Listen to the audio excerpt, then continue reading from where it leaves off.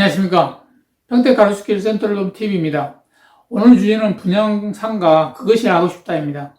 제가 경험하고 다른 많은 사람들이 경험한 것을 바탕으로 말씀드려볼까 합니다. 분양상가 잘못 받아서 밤잠 못 이루고 매일 울면서 주위 부동산 중개업소를 다니며 내 상가 좀 팔아달라고 하소연하면서 돌아다니는 할머니를 본 적도 있고, 그 밖에도 상가 분양 받아서 화목했던 가정이 불행해지고 그 한 건에 끝나는 문제가 아니라 계속해서 관리비 대출이자에 노후대비를 위해서 받은 상가가 노후를 처참하게 하는 사례들이 많아 앞으로 이런 일들이 없기를 바라는 마음에 영상을 찍게 되었습니다. 먼저 상가를 분양하는데 관련 업체를 알아보겠습니다. 시행사, 시공사, 분양대행사, 신탁회사 등이 있습니다. 시행사는 실질적으로 상가 분양을 하는 총지휘자라고 생각하시면 됩니다. 시공사는 상가를 짓는 일을 하고 신탁회사는 돈 관리를 합니다.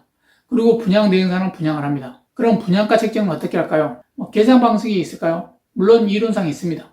토지 공급과 시공비, 그리고 판촉비 등등이 있습니다. 그러나 큰 의미는 없다고 생각합니다. 상가 건물 총 분양 가격에 수익률은 시행사가 정하기 나름입니다. 코너 상가라고 공사비가 많이 들어가는 것도 아니고 후미진 곳이라고 공사비가 적게 들어가는 것도 아닙니다. 그럼 분양가는 어떻게 책정될까요?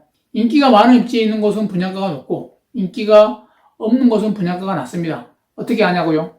전문가들의 도움을 받기는 하겠지만 사전에 여기저기 돌아다니며 조사를 하겠죠. 인기 순위에 따라 분양가가 정해집니다. 그리고 분양가가 정해진 후에도 핫한 상가는 시행사 보유분으로 돌려 분양을 하지 않고 있다가 직접 프랜차이즈 업체를 입점시키고 더 높은 가격에 분양을 합니다. 분양가는 확인되지는 않았지만 갑자기 분양 물건이 시행사 보유분으로 바뀌는 것을 봤습니다.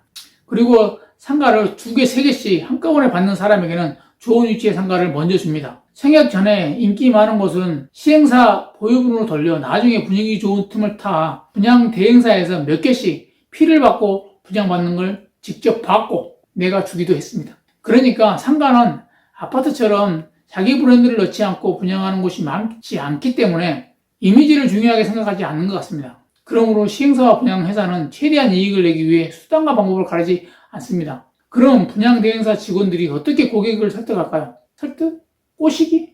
반사기? 분양 직원들은 크게 2가지로 분류됩니다. 첫 번째로 분양대행사와 계약한 직원이 있고, 두 번째로 인근 부동산 중개업자들이 분양 업무를 협업합니다. 이 둘 다 중개 성사가 되면 100%의 수수료를 받고 하는 임시직입니다. 이들이 손님을 설득하는 멘트들이 있습니다. 조심해야겠죠. 첫 번째로 입지가 좋다. 금세 임대가 나갈 것이다. 두 번째로 프리미엄이 붙는다. 초피라고 그러죠. 세 번째로 대형 프랜차이즈가 입점할 예정이다. 또는 할 것이다. 아니면 계약이 된 걸로 알고 있다. 등등입니다. 그러나 절대 계약이 된 계약서는 잘 안 보이죠. 네 번째로 인기가 많아서 좋은 자리를 잡기 위해 청약금이라도 빨리 내라. 놓친다. 무슨 홈쇼핑도 아니고 마감 임박 이런 식으로 계속 부추깁니다. 다섯 번째로 분양받으면 무조건 돈이 되니까 나중에 내가 책임지고 피 붙여서 팔아주겠으니 그때 욕심부리지 말고 1000만이라도 피를 받고 팔자 라며 이렇게 동업자인 양 꼬십니다. 여섯 번째로 자기는 분양받았다는 소리는 안 하고 사촌 동생, 오빠가 분양받았다. 또 다른 현장에 전에 친오빠가 분양을 받았는데 큰 수익을 내서 지금도 고맙다는 소리를 내가 듣는다. 이런 근거 없는 말로 꼬드깁니다. 7번째입니다. 분양가 7억이면 수익률이 5% 잡았을 때 월 300만 원 이상 임대소득이 발생하면 노후고증 없이 장밋빛 인생을 살 수 있다고 심어줍니다. 8번째. 또 어떤 부동산 중개업자는 신분이 있는 지인에게 잠시 당신 명의로 분양받으면 나중에 내가 받는 중개 수수료와 피를 주고 팔아 수익을 나누자고 꼬시고 상황이 여의치 않으니까 연락 두절되는 경우도 봤습니다. 9번째로 최고의 카운터포치인데요. 분양 대행사가 분양자와 가망 고객들에게 분위기를 잡기 위해서 사업 설명회 겸 경품 추첨 행사를 합니다. 그 모델하우스에 수많은 사람들이 모입니다. 제일 큰 이유는 경품 행사를 하기 때문이겠죠. 그 중에 모여든 사람 대부분에 파악해 보니까 절반 이상은 분양 대행사 직원, 그리고 분양 대행을 하고 있는 공인중개사분들이 많았습니다. 그러면서 대형 프랜차이즈 업체와 계약이 거의 완료된 것처럼 과대 포장 광고를 합니다. 절대 단점은 말하지 않고 장점만 과대한 광고해서 말합니다. 그렇게 되면 분양받고 싶지 않던 사람들도 분위기에 휘말려 나중에 피해를 받고 팔 수 있겠다는 생각에 분양을 받게 됩니다. 여러분은 걸려든 겁니다. 분양이 어느 정도 마무리되면 분양 대행사 직원들은 분양 수수료를 챙겨 다른 곳을 떠나고 없습니다. 그리고 아무도 책임지지 않는 현실에 임대도 안 되고 분양 현황을 보니까 미분양 물건도 많다는 사실을 알게 됩니다. 분양 대행업을 많이 했던 사람에게 누가 물어봤습니다.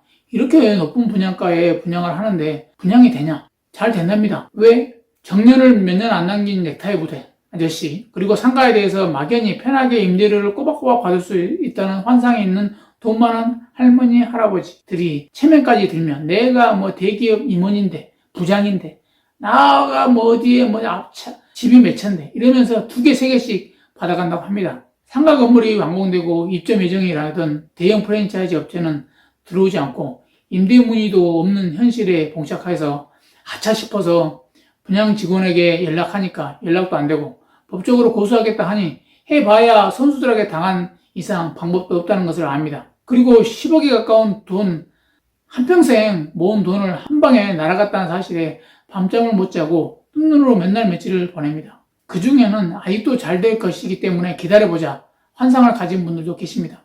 상가를 분양하시는 시행사 그리고 분양했던 직원분, 여러분에게 드릴 말씀이 있습니다. 여러분들의 어머니, 아버지, 형제, 자매에게 이렇게 피눈물을 흘리게 해놓고 골프 치러 다니고 맛있는 음식이 입에 들어가던가요? 결론은 신도시 상가 분양은 99% 실패한다 입니다. 왜? 신도시는 새로 만들어진 것이기 때문에 아파트 입주민들은 대출을 받아 입주를 하기 때문에 최소 몇 년간 대출이자 대출금 상환 때문에 소비력이 없습니다. 그리고 토지공사는 토지 분양 시 금액이 훨씬 큰 상업부지를 최대로 늘립니다. 상업부지 말고 주상복합, 점포주택지 등도 이렇게 합치면 상업시설이 너무 많습니다. 또한 급속도로 빨라지고 있는 온라인 판매로 이어져 오프라인 상권이 무너지고 있습니다. 입지 조건도 코로나19 때문에 배달업이 늘어나 입지도 중요하지 않게 되었습니다. 여러분, 월세와 수익률은 분양 직원이 결정하는 게 아닙니다. 월세는 장사하는 임차인이 시장조사와 경험을 바탕으로 정하는 것입니다. 그 수익률에 의해서 상가의 가치가 결정되는 거라 봅니다. 보통 신도시 상가의 경우 짧으면 5년, 길게는 10년에 걸려 상권이 자리를 잡는다고 합니다. 모든 사고는 먼저 쳐놓고 나중에 수습하려 하니까 계약금만 포기하면 다행이지만 상가 같은 경우는 중도금 대출 이자, 관리비, 연체 이자를 다 배상한다고 해도 시행사는 계약 포기를 받아줄까 말까 합니다. 소유권 이전이 하고 난 후에 관리비, 대출 이자 등 계약 없는 세월이 기다리고 있습니다. 결국 모든 것을 포기하면 경미 처리되는 현실을 맞게 됩니다. 상가 투자는 부동산 투자 중 가장 어려운 투자라고 합니다. 일반인들이 혼자 접근해서 성공하는 경우는 극히 드물 정도라고 합니다. 지금 상가 분양을 받고 싶은 분은 심사숙고하십시오. 임대가 맞춰진 상가도 과연 임대 기간이 끝나면 어떻게 될 것인가를 주변 부동산 중개업자보다는 전문가에게 도움을 받으십시오.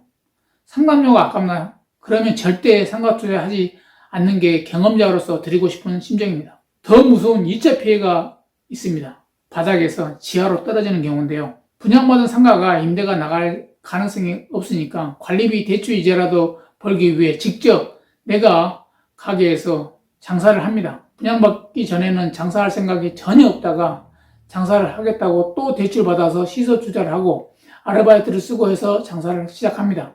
그러나 대부분 정말 관리비, 대출이자 벌기 힘들다는 것을 알고 계속되는 마이너스에 결국 장사를 포기하고 마트라든지 경비를 통해서 돈을 벌어서 관리비 이자 등을 내고 있는 경우도 있다고 합니다. 그렇게 되면 상가 분양 하나 잘못 받아 나락으로 떨어지는 삶이 되는 거죠. 그럼 이렇게 포기해야 하나 아닙니다. 해결책은 손절하는 겁니다. 이미 실패한 투자라고 사실을 받아들이고 더 큰 피해를 줄이기 위해서 손해를 보고 팔아야겠습니다. 그렇다고 해서 매매가 또 쉽게 이루어지는 것도 않습니다. 방법은 임대를 빨리 마쳐야 합니다. 월세를 낮추면 상가의 가치가 떨어지니 렌탈 프리 기간을 6개월에서 1년을 줍니다. 그리고 한 길게 3년 정도 계약을 합니다. 1년이라는 렌탈 프리 기간을 무기로 벼룩시장 등에 광고를 합니다. 그리고 프랜차이즈 가맹비 300만 원도 지원을 주겠다. 이렇게 과감하게 제시를 합니다. 절대 놓치지 마십시오. 주변 부동산에 20, 30군데 정도 중개수수료를 배려 주겠다고 홍보를 해서 임대를 맞추는 게 급선무이고, 그러고 난 다음에 1년 정도 지난 후에 매매를 시도해 보십시오. 그러면 훨씬 쉽게 팔릴 수 있을 거라 봅니다. 뭐 이렇게 했는데도 임대가 안 나간다? 어떻게 하나? 어쩔 수 없습니다. 그때는 내가 직접 할 수밖에 없는데요. 단, 돈이 최대한 적게 들어가는 종목을 선택하십시오. 무료로 가맹점을 모집하는 프랜차이즈 업체와 또 한 달에 2, 3회 정도, 1, 2회 정도 창업박람회를 가셔서 문의를 해봅니다.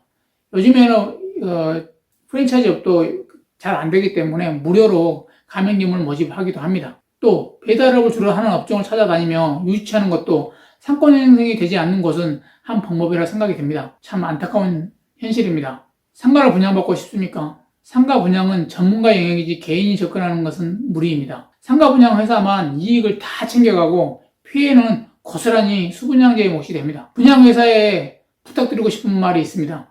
같이 삽시다. 우리 어머니께서 이런 말씀을 자주 하셨습니다. 남의 눈에 눈물 나게 하면 나중에 내 눈에는 피눈물 나는 법이다 라고 하셨습니다. 그렇게 돈 벌어서 자식들 가르치고 맛있는 거 사준다고 한들 남의 불행을 팔아 번 돈이라는 사실을 알고도 먹고 싶어 하고 또 그 돈 쓰고 싶어 할까요? 차라리 그런 영업 능력이라면 다른 삶을 송두리째 망가뜨리는 일 말고 고객에 이익을 주는 상품 쪽으로 전향하는 게 어떨까요? 사기를 당하는 대부분의 경우는 내가 잘 모르는 분야에 당한다고 합니다. 상가 분양을 잘 모르시면 분양 사무실 근처에는 가지도 맙시다. 오늘 좀 무거운 주제로 말씀드렸는데요. 어쩔 수가 없네요. 더 이상 피해가 없기를 바라는 마음에 말씀드려봤습니다. 오늘 정보도 어찌 보면 아주 유익한 정보라 봅니다. 왜냐면요, 내 전 재산이 걸렸기 때문입니다. 감사합니다. 여기는 평택 센트럴 TV였습니다.